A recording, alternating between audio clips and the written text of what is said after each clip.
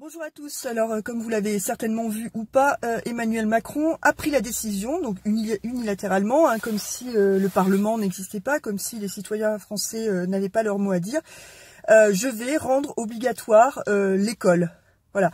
Vous savez que seule l'instruction est obligatoire jusqu'à présent, c'est-à-dire qu'on pouvait faire l'école à la maison. Il a décidé unilatéralement, et il entend bien que la loi passe sous son autorité en quelque sorte, et bien que l'école deviendra obligatoire pour tous à partir de l'âge de 3 ans, c'est-à-dire qu'on ne pourra plus retirer les enfants pour leur faire l'école à la maison, sauf raison impérieuse de santé. Donc bien entendu, on comprend, il a fait ça, cette annonce, dans un discours sur l'islamisation, ou je sais pas, quelque chose comme ça, donc bien entendu c'est un prétexte tout ça, parce qu'il se rend compte que les parents sont en train de retirer leurs enfants face au danger qu'ils estiment que leur enfant court avec le masque obligatoire à l'école. Pour cela, je vous encourage à aller voir la chaîne Vécu de Gabin. Allez voir la chaîne Vécu parce qu'il y a beaucoup de témoignages de parents qui voient leurs enfants, notamment très jeunes, 12 ans, être atteints de dépression, figurez-vous, de dépression. Parce qu'ils ne veulent plus aller à l'école. Pourquoi? Parce que à l'école, on a des adultes, des professeurs et des enseignants, des animateurs, des gens comme ça, qui les engueulent et les menacent à l'âge de 12 ans, parce qu'ils mettent leur masque en dessous du nez, parce que tout simplement, ils n'en peuvent plus. Qui peut vivre avec un masque toute la journée? On le sait parfaitement. Voilà. Et on a donc des adultes qui menacent des enfants. Parce que quand on menace un enfant de l'exclure et de le sanctionner, à 12 ans, c'est extrêmement traumatisant. Souvenez-vous de comment on est à 12 ans. Moi, je me souviens, le simple fait de redoubler, ça nous terrorisait. Alors peut-être plus maintenant. Mais avoir des adultes qui vous menacent, ce sont des menaces. Mais quelle honte déjà, pour être un adulte et menacer un enfant. De quelque manière que ce soit et pour quelque motif que ce soit. On ne doit pas menacer un enfant. Et on a des parents conscients de la maltraitance que représente le masque, et plus encore, c'est-à-dire les tests obligatoires, on va en parler, mais qui sont conscients de cela et décident de retirer leurs enfants de l'école afin de leur assurer une instruction à la maison. Et ça, Emmanuel Macron ne le supporte pas, manifestement. Donc, c'est parti pour changer la loi sur l'instruction obligatoire, pour rendre l'école obligatoire. Donc ça, on sent bien que la cible, ce sont les enfants.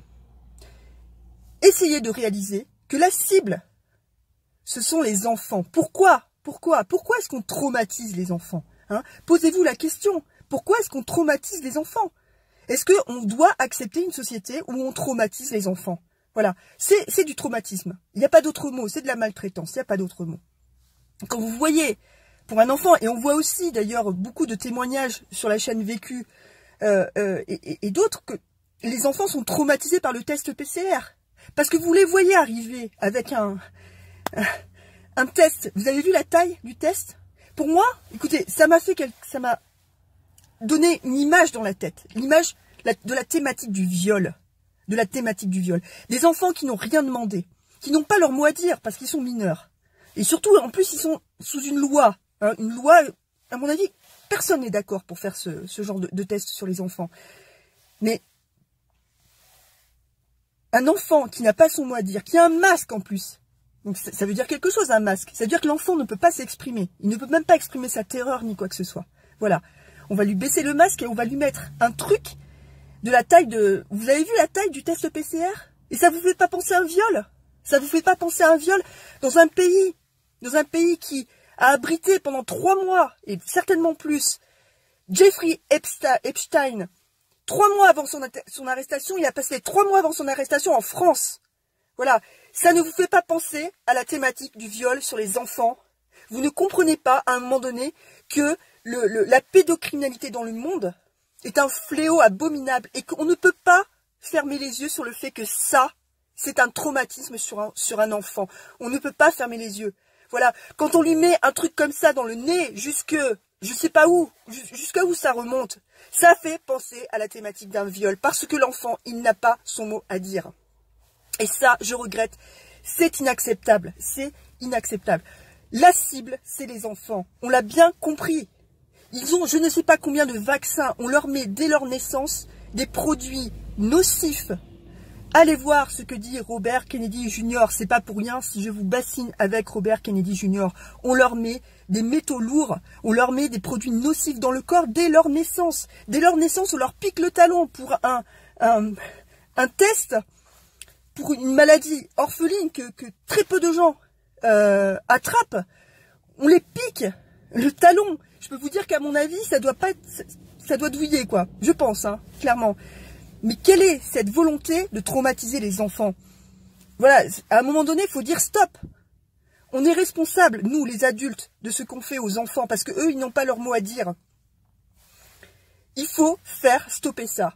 Voilà, il faut faire stopper ça. Point. Et je n'oublie pas de dire également que l'autre cible, comme par hasard, ce sont les personnes âgées. Alors, il y a plein de gens qui s'en foutent complètement. Moi, je ne m'en fous pas. Les personnes âgées, qu'elles soient en EHPAD ou ailleurs, etc., doivent être respectées. Ce sont nos aînés. Voilà. Et vous serez tous vieux un jour. Vous voulez qu'on vous emmène à un mouroir et qu'on vous pique avec du Rivotril ou un truc comme ça, sans contrôle, sans rien du tout? Vous comprenez que vous allez être vieux un jour? Et certainement seul, parce que dans cette société, on fait en sorte que les gens meurent seuls. Est-ce que vous voulez être dans une société où on maltraite les personnes âgées? Sous prétexte de ce coronavirus, on les prive de climatisation et de ventilateurs en pleine canicule? Vous voyez la maltraitance des personnes âgées. Ça ne vous fait rien, vous. Moi, ça me fait quelque chose. La maltraitance des personnes âgées et la maltraitance des enfants. Moi, je dis, à un moment donné, ça doit s'arrêter. Et les gens, tous les adultes de ce pays doivent prendre leurs responsabilités. Et dans ce pays, la maltraitance va jusqu'à autoriser de tuer un fœtus de 9 mois dans le ventre de sa mère, parce que certains vont déterminer qu'elle est en détresse psychosociale. Dites-moi, de quel droit on va tuer, faire avorter une femme parce qu'elle est en détresse psychosociale? Voilà. C'est passé au Parlement, ça a été voté, en catimini, pendant la nuit. On est dans un pays où on autorise ce genre de choses. Vous voyez à 9 mois dans le ventre de la mère ce que c'est, un bébé qui pourrait déjà être né. Hein. Et donc on autorise de le tuer comme ça. Sur quels critères? Quel contrôle il va y avoir de ça? Voilà, quel contrôle? Et de quel droit? Voilà, moi je le demande. De quel droit on fait ça? Et qui peut décider à un moment donné de tuer un enfant de 9 mois dans le ventre de sa mère? Qui? Et dans quel pays on fait ça?